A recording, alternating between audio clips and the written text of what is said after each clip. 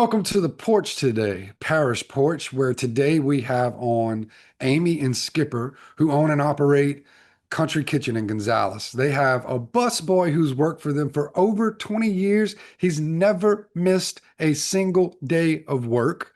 They have a cook who has been there over 25 years. You got to hear the story of what's happened at Country Kitchen in Gonzales.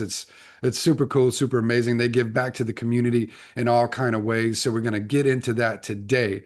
First, you've got to stop for a second. If you're getting value, understand that we need you to click the follow or we need you to click subscribe because we want you to be here along for the journey that is to come. This podcast is going to be an edifying, uplifting podcast as we build on episodes and we raise awareness in the community about what's going on, who's the givers, who's the people who have the big hearts, who's touching lives.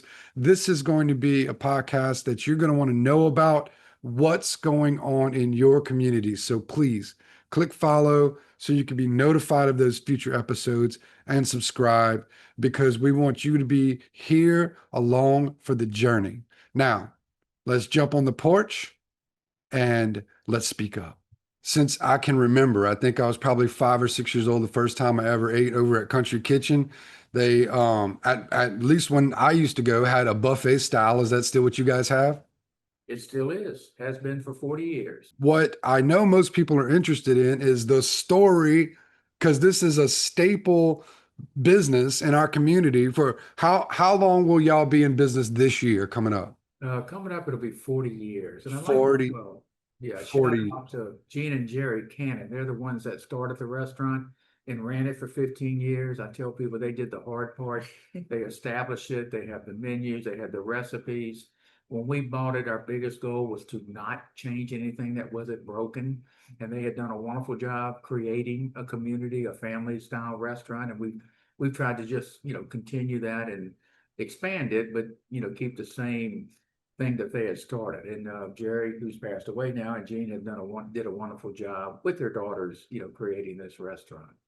And their daughters still worked here up until what, 2, 3 years ago, I think. Yeah, they were Really, Yeah. really, all of them or some of them? Just the two, Jana and Lori, were still here as servers up until about 3 years ago. Wow. So they've spent their whole lives working in that restaurant. That is amazing. Well, it's been great for us because they were already knew their job. So I didn't have to do much to keep them going. Just, give support and invest when we needed to. We've grown, we've doubled the seating capacity, we've tripled the parking capacity, but the menus, the recipes, everything basically has stayed the same with a few tweaks. Well, I know that our audience would be interested in digging into a little bit of the tidbits of how that sale transpired. So, how did you know the restaurant was for sale? How did that kind of come about? Give us some of that story. Well, it started when the first week they opened. I was actually opening a restaurant on Airline Highway, a Mexican place. And while I was working on mine, I came here the first day they opened, and for the next 15 years, every Sunday, Amy and the family always came here after church. So I got to know the family. One of my best friends from high school, David Capiel, married Jana.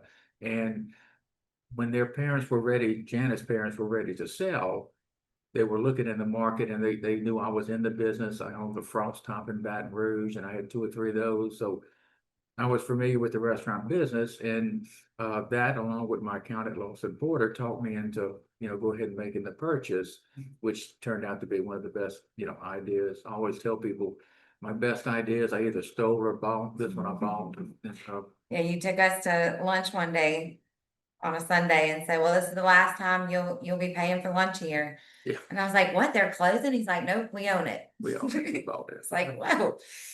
Kind of threw us off. I had fun. no idea that he was even talking about doing that. So, did they put it out like with a business broker for sale, or was it just like friends talking?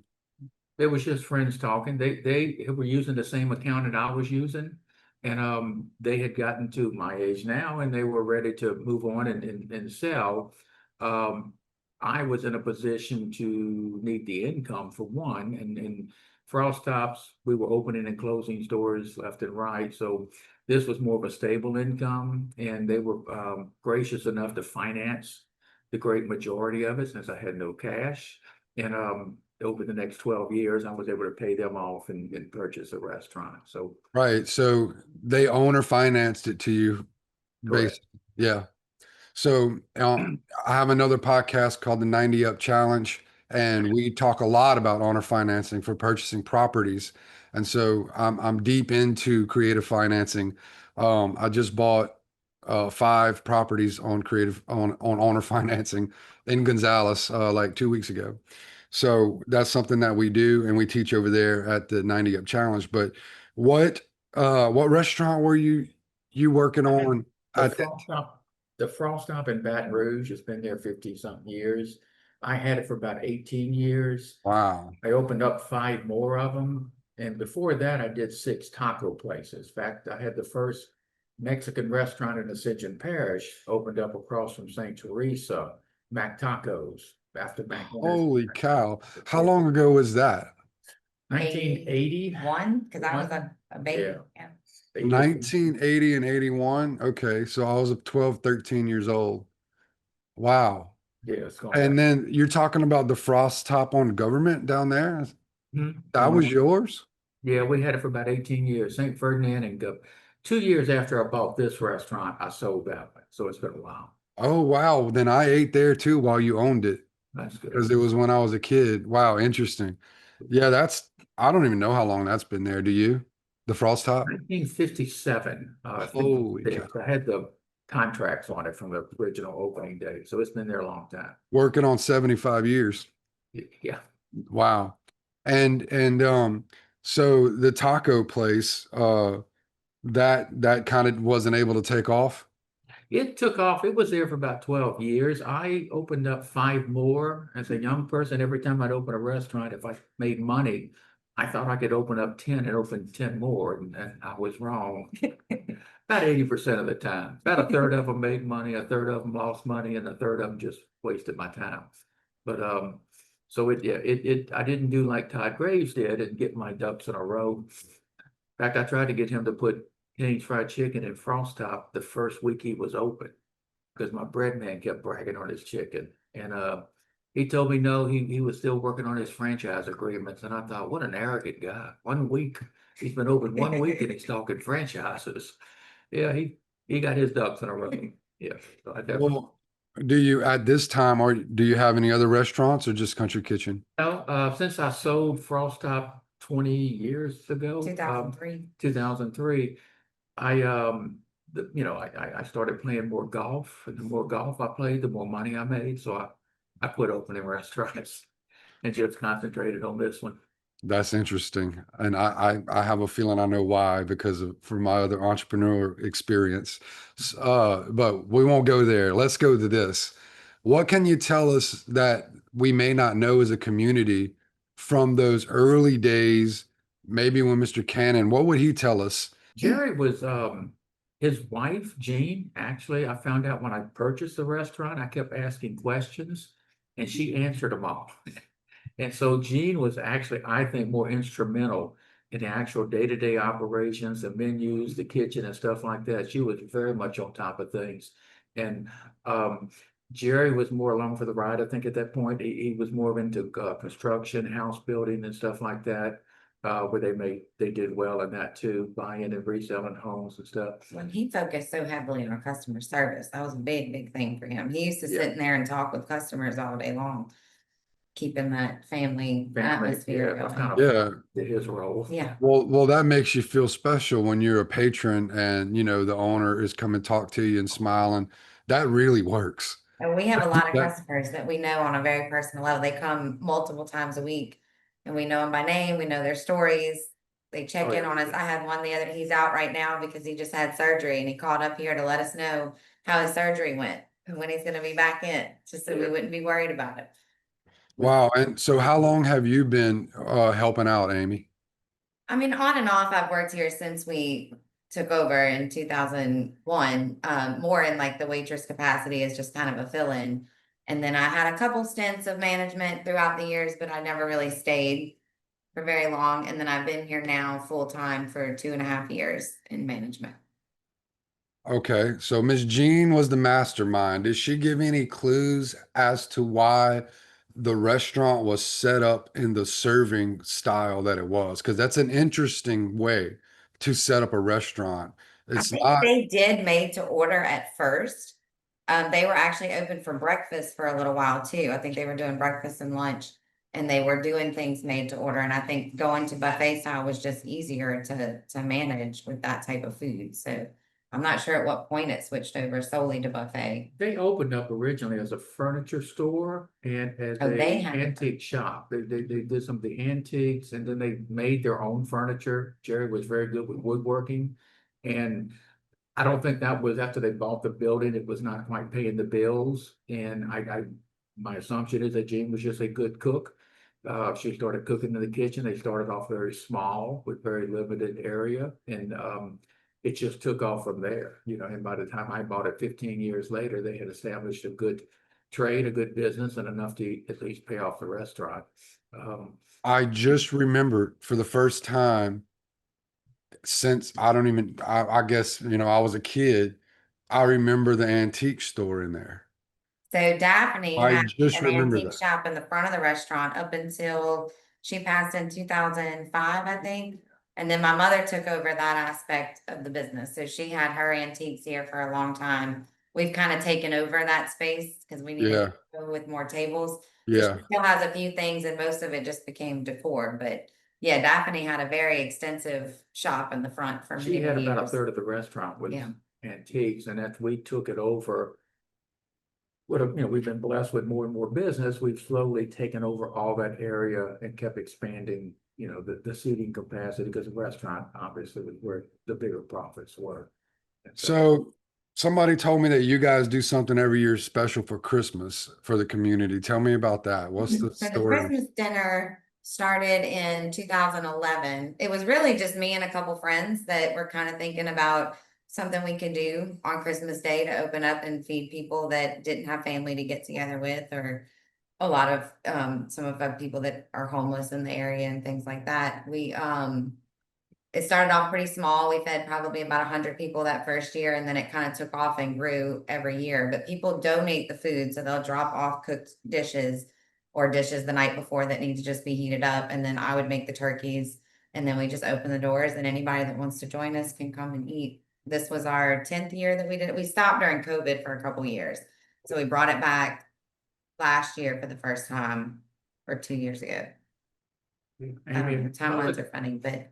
And so you're just giving this meal away at Christmas. Is that Yeah, right? we advertise it that it's for any, like, people that are stationed here working and don't have family to get together with, people that have lost loved ones and are just struggling during the holidays. We get a lot of, the police. they department- volunteer, but they're volunteering because they don't have anywhere else to be. So they're here to help. So they'll clean up, they'll do some of the kitchen work, they'll help us keep the buffet stocked. And they'll also sit down and eat a meal with people in the community. I think last year we ended up with somewhere around 200 or 300 people total that we ended up. Wow, eating. The community is donating 90% of the food. They Yeah. bring that's it, amazing. we serve it. So, yeah. What a great community we live in to do something like The that. people that show up for that is incredible every year. And then all year they're asking me, like, what else can we do? And it's real simple to put together because we just kind of keep it really loose. You bring what you can, help how you can, and just come and eat with us. It's a nice. And this is the thing. kind of thing that people in our community, especially the younger kids, need to understand that these things are going on. And that's why we're here doing this show, because we want to elevate the voices of the people who are doing things exactly like that. So the narrative of our community can change. And there is this undercurrent of a giving, loving, sacrificing community here, right? But you don't see that in the news, and you don't see that, you really don't even see it on social media very much. No, I think the flood showed us that more than anything. Yeah, This we were- community is full of people that just want to help and Yeah, we come were- together. Yeah, we were really blessed after the hurricane hit too. When we lost 6,000 square feet of roof, within hours, we had about 30 to 35 members of the community come up and help us take everything off the walls. And if you've been in Country Kitchen, we have a ton of stuff on the walls. And fortunately, we had a couple of days of dry weather after the hurricane, and we were able to move everything to the back of the kitchen and preserve it. But they just came in and, as Yeah, it's and on a Facebook Facebook. post and said, Yeah. hey, anybody that could show up with totes, come help. We may have, we, at that point in time, we almost thought we might not even recover from it. The damage looked so bad, No, but it was bad. I think there was probably 50 people here within 20 minutes. And actually, that post. Acadian Builders came in and Mhm. Doug was able to have a roof put on within 4 days. We actually had the cover up there, and then it took another 5 weeks to reconstruct the roof and the front of the restaurant and everything else. So we were blessed in a couple of ways. With the community, I was really touched by the way they just came up and for volunteer, just helped us out, because Well, yeah, we opened up, 30 days after the roof came off? 5 weeks at a day, yeah. And then we had one of the busiest days we've ever had when we opened the doors back Busiest up. day ever, yeah. I bet. And so most people are staying in touch with you guys through your Facebook page, is that right? That's where we get the most bang for our buck. Yeah. And that's Country Kitchen Gonzalez. Correct. Okay. And you guys have your menus on there or what? Yeah, I have a website set up that you can also go to see the different menus, which is just countrykitchengonzalez.com. The Facebook, we try to post daily with what we're gonna have that following day. I usually do it the night before. And we post other stuff too when we're having specials or different events and things that are going on over here. Facebook is probably the best place to follow us. Yeah, Amy's been Well, great to help me with that because she's yeah, more yeah. technological. A little bit. Yeah. Say that again? I said, he was saying I'm more tech savvy, and I was saying just a little bit. Don't know. Got you. So you guys, I want to honor you and thank you, for having the heart and the willingness to do that on Christmas. That's beautiful, that's gracious, and it takes energy. It's not easy to do these kinds of things.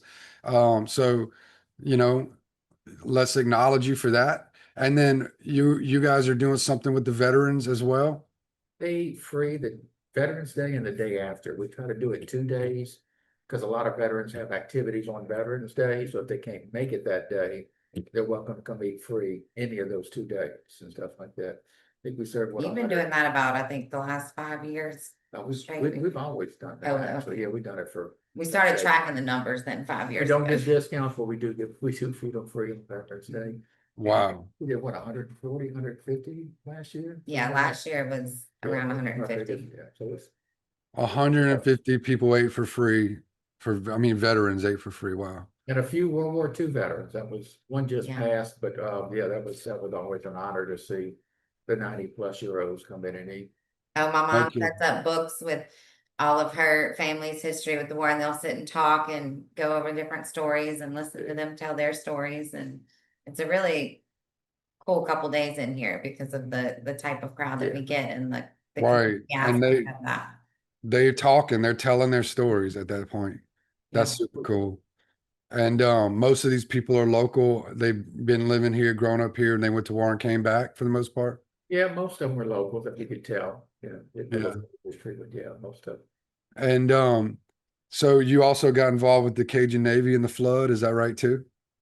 So after the hurricane that hit in the North Carolina, Helene, they were looking to raise funds to send a crew down there to work. So we had gotten together with them and we're not open on Saturday normally. So we opened on a Saturday and then donated all the proceeds from that day to their effort. I think we raised like 7,000 total. 7,000. And then they sold a bunch of merchandise to raise even more. 5,000. Yeah.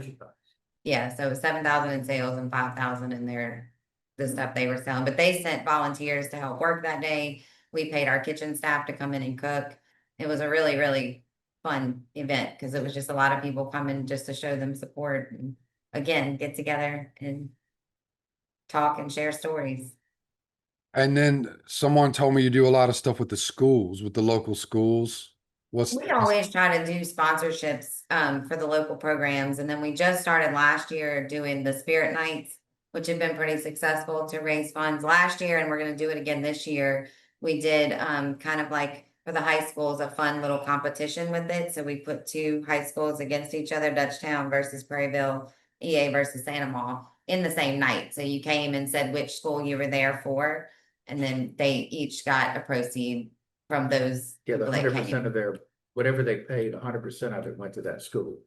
That sounds fun. So they That's raised some good money and we had some fun with it. All the staff were wearing their high school shirts from back in the day and that sounds super. yeah, I think we're gonna make that an annual thing. So I'm gonna reach out to the booster clubs again and see if we can set that up again in August. Well, what's the best thing on the menu? Wow, that's I mean, the tough. fried chicken is what most people talk about. My favorite thing is honestly the meatloaf and mashed potatoes and the lima beans. The jambalaya is good. I like the pork loin on Sundays and stuff like that. A lot of people like the fried catfish on Fridays and Sundays and Friday nights. That's gone over well. On fried chicken livers on Thursday, we get out of towners that drive all the way over here on Thursdays to get those chicken livers. So That's the biggest single item people will come in for. Okay, I gotta try that. Wait, now when is the fried chicken livers when? Or- Thursdays. yeah, I All can- right.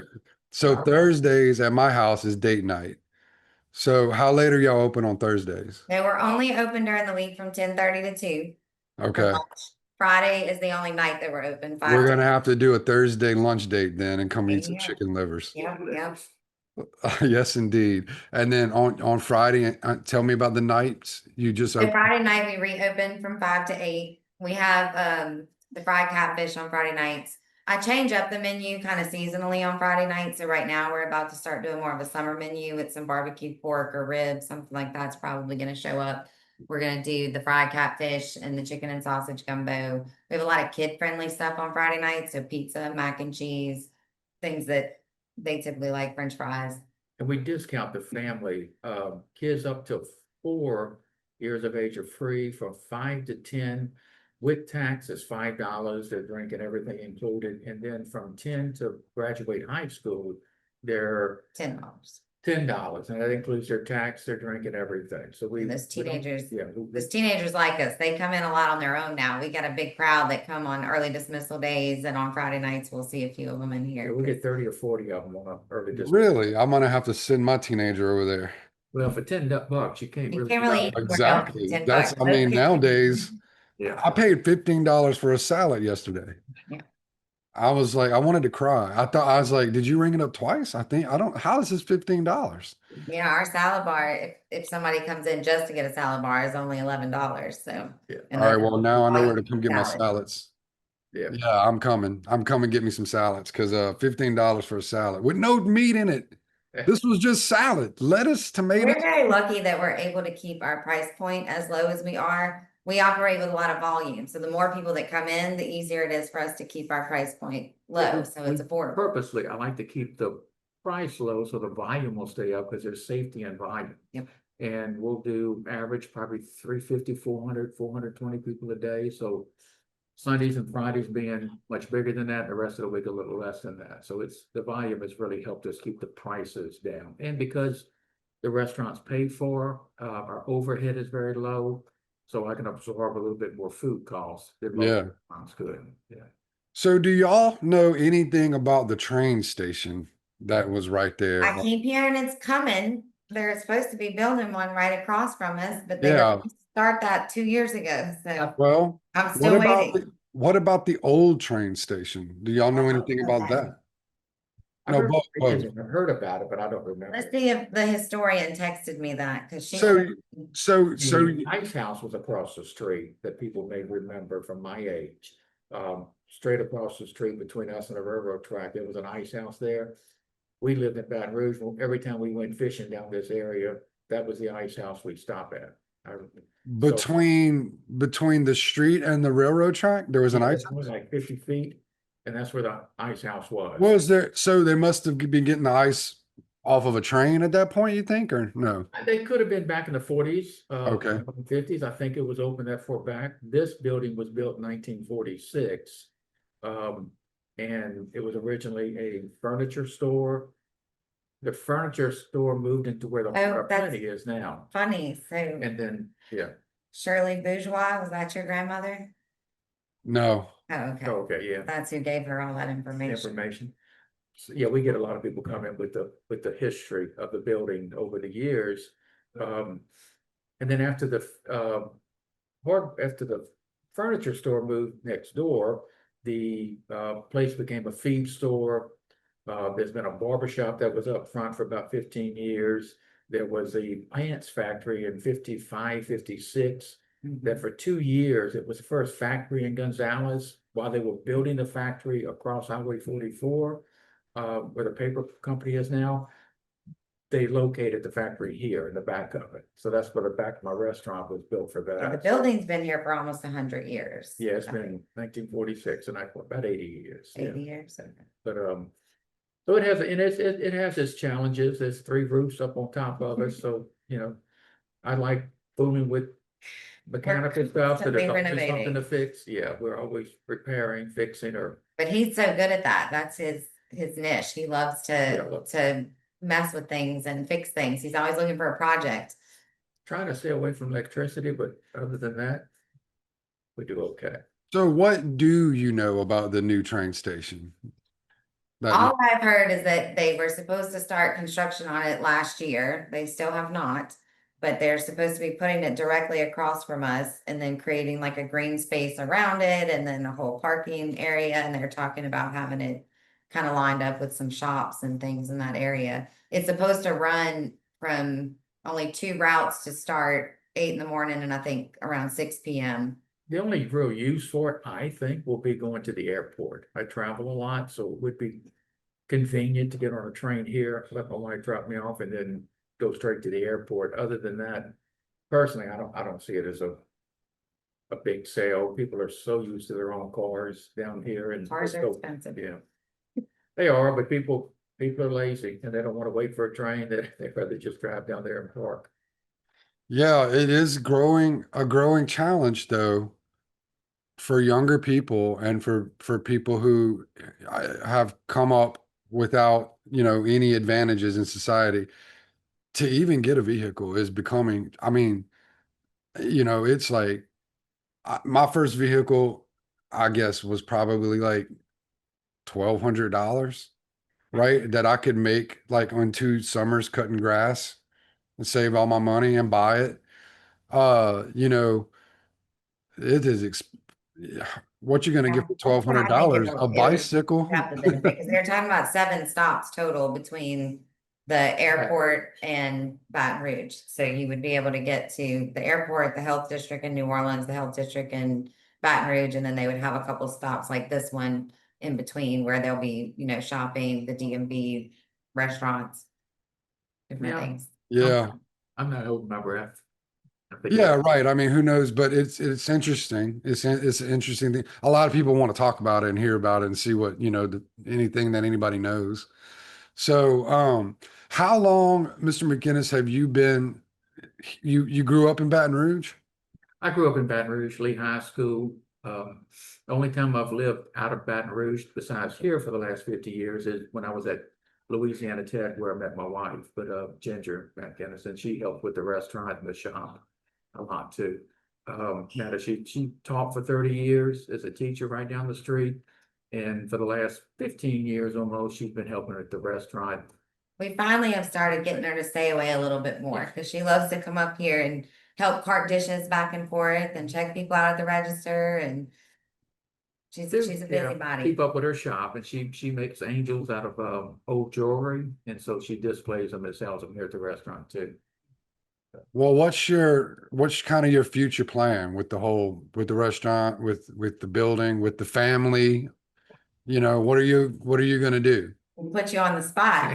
What's the I plan to timeline? be here till, they kick me out. And then It sounds like everybody is there until they get kicked out. Yeah, our staff sticks around a long time here. We've had the same cook in the back for 23 years, 24 years. That's been the biggest blessing. Phyllis and Raymond. Phyllis has been here for 25 years, even before I bought it.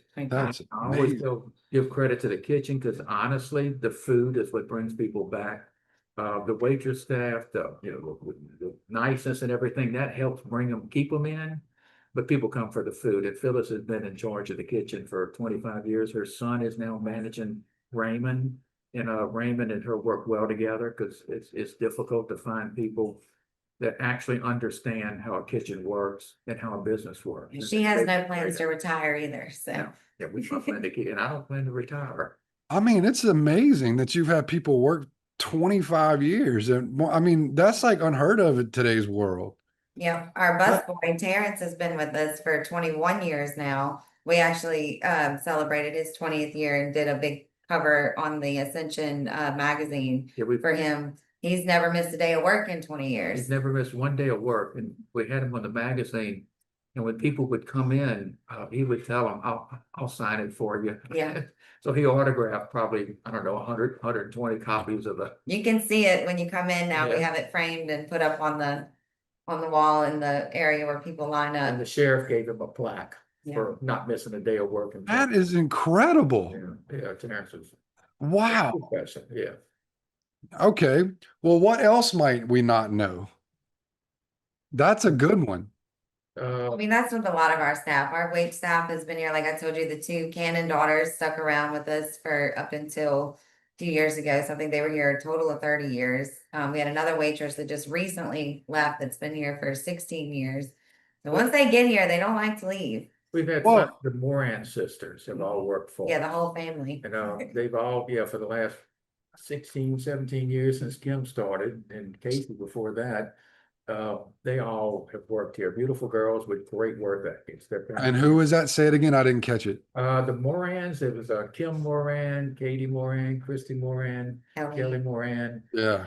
And Casey was the first one. Yeah, the Casey oldest. Moran, I always say we're a family business and we're operated by many families. Because in our kitchen, we have Phyllis and her son and his wife that work there. And well, two of her sons actually work here for us. And then up front, it'll be the same thing. You'll get the sisters will come in and the friends and very Well- big crew. We're that restaurant that if you go to a small town, you want to discover. It's that family. Absolutely. feeling. Absolutely. Well, what other things? Is there any other things that we might get from you, Mr. McInnis? Is there anything like I mean, you've had so much success with this restaurant. What's next? You got Just more travel. why are you not waiting? Why are you not opening 5 more? My goal is to make my life as easy as possible, and I've worked at it pretty good. And I like Amy said, I like to travel out of the country 3 or 4 times a year. So I have a wall in here that we show pictures of every time we take a trip. We try to put, I think I've been to 35 countries. We try to put a picture on the wall so people can see where their money's going.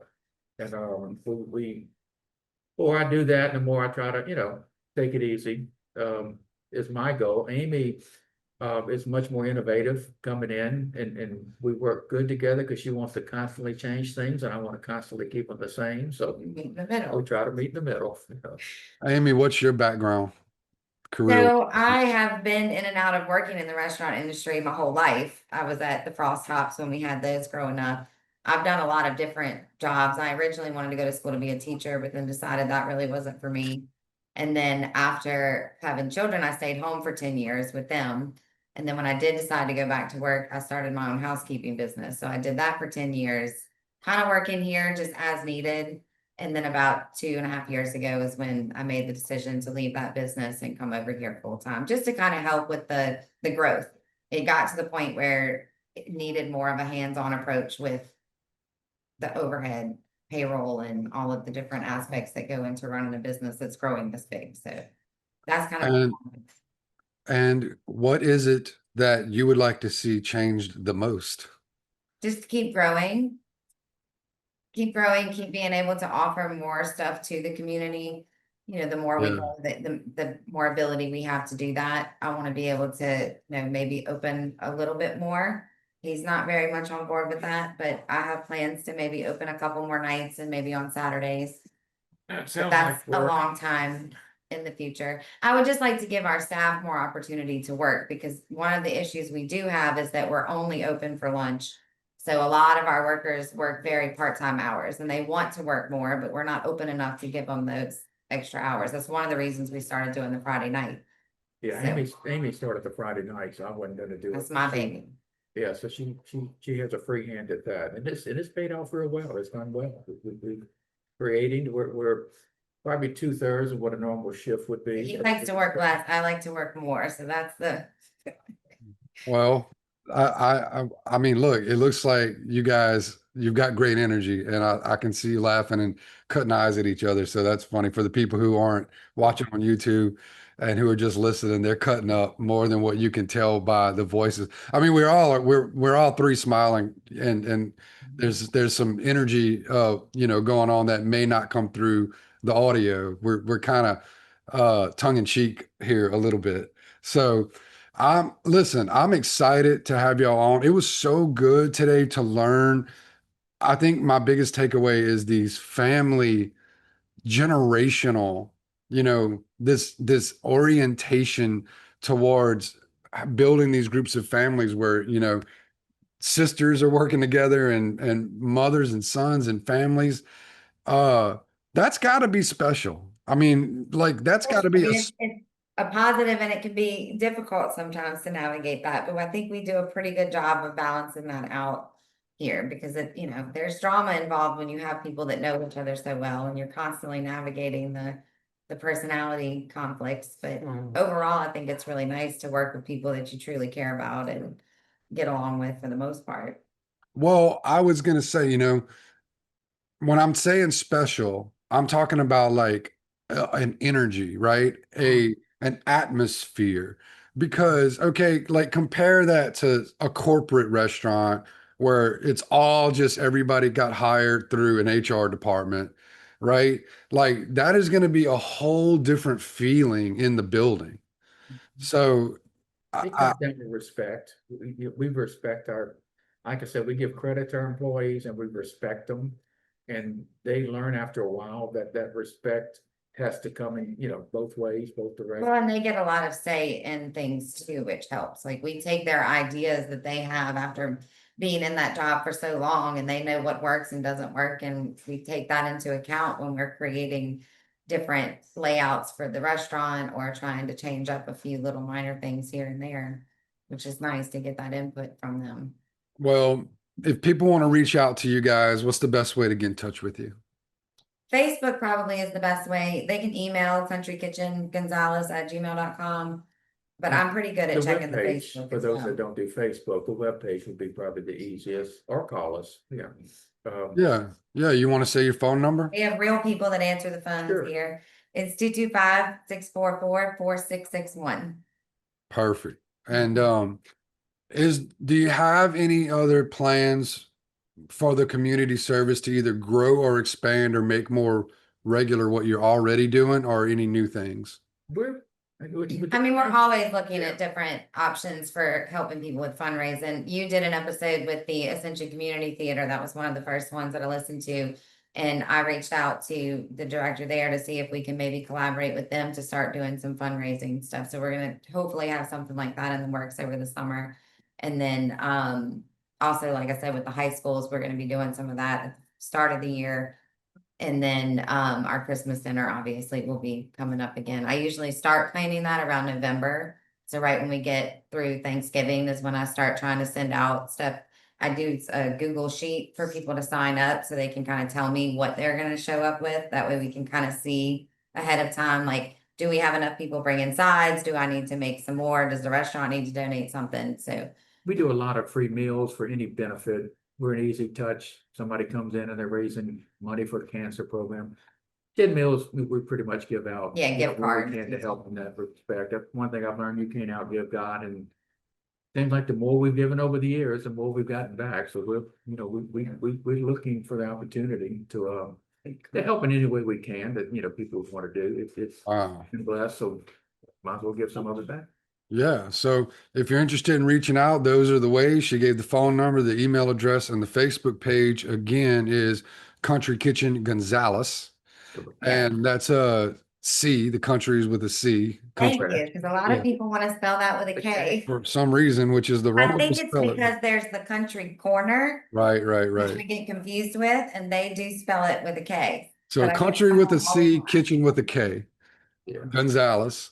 And we're going to do a lightning round real quick and wrap it up here. But today's episode is brought to you guys by JW The Builder. We have recently opened a roofing division and we are knocking it out of the park. We've got lots of roofs we're putting on. We're doing a lot of hail damage jobs right now. There were several hailstorms that came through Livingston and Ascension in the last few months. You may not realize it, but if your roof has been beaten up with hail, it's probably damaged. Unless it's brand new, it's going to be damaged. So we do free roof inspections with JW the Builder. You can reach out to us. You can reach out to me directly at 225-921-0286. Please leave me a voicemail or text me, because sometimes I'm doing podcasts and I can't answer the phone, but I would be happy to talk to you. So I want to ask you guys both. And so we'll start with you, Amy. What's the best vacation you've ever taken? I don't take a whole lot of vacations. The Disney cruise that we bought the kids on was probably my favorite one. That sounds fun.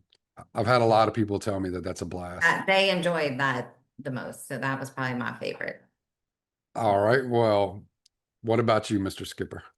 India was probably my most interesting vacation. It's filthy, it's dirty, but it was the most out of my element. I've never seen a country, China, Philippines, none of them have been quite as devastating as India is as far as poverty and stuff. But then the history, because I love history, the 4,000-year-old temples, the colors, and the food was some of the best food. I hate to say that as a restaurant owner, but some of the best food I ever had in my life, because everything is so fresh. The seasonings that they use are so interesting and stuff over there. So India was probably my favorite. How long did you stay in India? That's interesting. A little over 2 weeks. I went with the guys. My wife doesn't like to go to places like China, the Philippines, something like that. So with the guys I travel with, we were there a little over 2 weeks and stuff like that. You got to stay a while because it's a long trip. When was that trip? That Yeah. was a while back, huh? 10, 12, 13, maybe 14 Yeah. years ago. Yeah. So we'll stay with you with the next question. What's your favorite book? Book? Yeah. Yeah, I watch most of them. Okay. I can tell you my favorite poem is Rudyard Kipling. That's probably the last thing I said. If the poem of Rudyard Kipling, it has a great, for anybody growing up, my father gave me that as a young man, and it teaches you a lot of elements and stuff like that. Gonna have to go back a ways.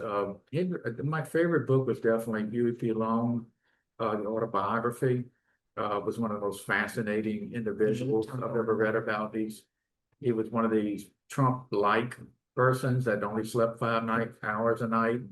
Accomplished so much in his 35 years of life. But yeah. My second job, which I was doing at the same time of my first job was boiling crawfish at 15 years old. Very I might have been Louisiana 14. first I was boiling crawfish. While I was doing that, I bought a lawnmower and I started cutting grass, and I started working for Russell Long. Oh, really? And I got to meet all of them, and all the stories they would tell me all these stories. I've been interested in history too my whole life. And so that was really cool. So I have a little bit of a special association with the Long family. It's always interesting.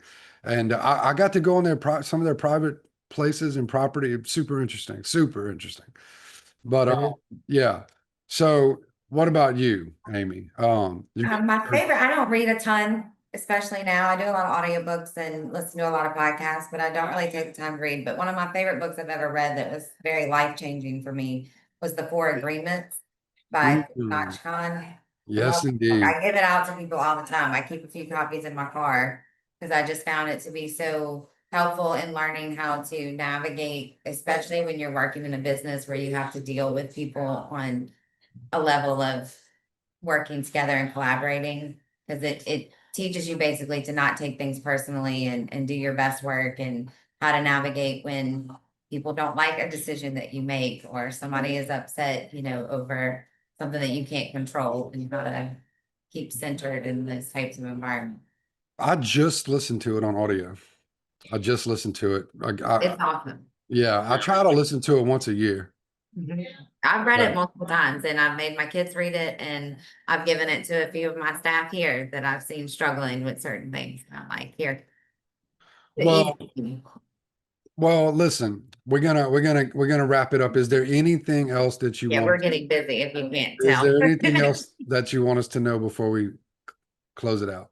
Uh, yeah, not really. We've covered most of the bases. We'd love to have people come in. We love new customers all the time. Yeah, and I'd love for customers to come in and let us know that they heard it. That'd be great. Yeah, yeah. Give a shout out back to you. Appreciate the interview. It was fun. It was entertaining and at the same time educational. Yeah, we're very honored that y'all reached out to us in the early days of putting this together. That really means a lot to us that we were recognized. Appreciate it. All right. Well, with that, we're going to call it a day. It is Friday. So what you got today over there on the menu? Some catfish? Fried fish. We've got the fried fish, baked fish, the chicken and sausage gumbo on Fridays, jambalaya, white beans. You're about to talk me into coming right over there. I think I might come actually because I need to go to Pro Source on Highway 30. Listen, we appreciate y'all so much for coming on. Again, we want to honor you for what you're doing when you give back, giving all the free meals. You don't have to do that. It's a blessing. You're a blessing to the community, and we want to continue to support you. So thank you for what you're doing, and you guys have a good one. Thank you. Thank you.